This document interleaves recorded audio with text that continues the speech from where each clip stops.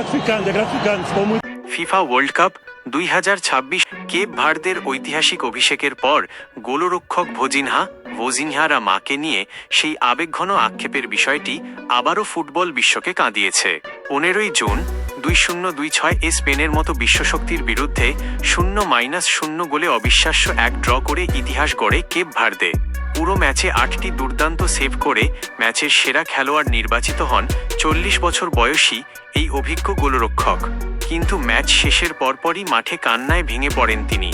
পরে সংবাদ সম্মেলনে তিনি জানান, তাঁর জীবনের সবচেয়ে বড় এই মুহূর্তটি গ্যালারিতে বসে দেখার সুযোগ পাননি তার মা। আমেরিকায় অনুষ্ঠিত এই বিশ্বকাপে মায়ের আসতে না পারার পেছনে আর্থিক সীমাবদ্ধতা এবং কঠোর ভিসা নীতি দায়ী ছিল। বন্ডের বিশাল খরচ। 2026 সালের শুরুতে মার্কিন সরকার কেপ ভার্দের মতো কিছু দেশের নাগরিকদের জন্য একটি নতুন নিয়ম চালু করে। সেই নিয়ম অনুযায়ী মার্কিন ভিসার মূল ফির পাশাপাশি প্রায় $15,000, যা তাদের দেশের প্রেক্ষাপটে বিপুল অর্থ, ফেরতযোগ্য সিকিউরিটি বন্ড হিসেবে জমা দিতে হতো। সময়ের অভাব। ভোজিনহা জানান, ভিসার জন্য প্রয়োজনীয় এই বিশাল পরিমাণ অর্থ সঠিক সময়ে জোগাড় করে উঠতে পারেনি তার পরিবার। ফলে সময়মতো ভিসা না হওয়ায় তার মা মার্কিন যুক্তরাষ্ট্রে আসার সুযোগ হারান। ভোজিনহার আবেগঘন বক্তব্য।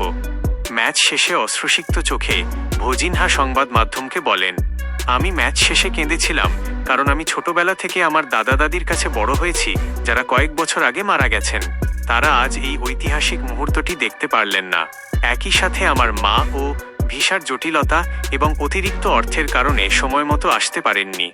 আমি সারা জীবন এই দিনটির জন্য কঠোর পরিশ্রম করেছি। খুব ইচ্ছে ছিল মা গ্যালারিতে থাকুক, কিন্তু ভাগ্যের পরিহাসে তা হলো না। রাতারাতি বিশ্বতারকা। মাঠে এই আবেগঘন সততা এবং স্পেনের বিশ্বমানের আক্রমণ ভাগকে একাই রুখে দেওয়ার পর বিশ্বজুড়ে ভোজিনহাকে নিয়ে উন্মাদনা তৈরি হয়।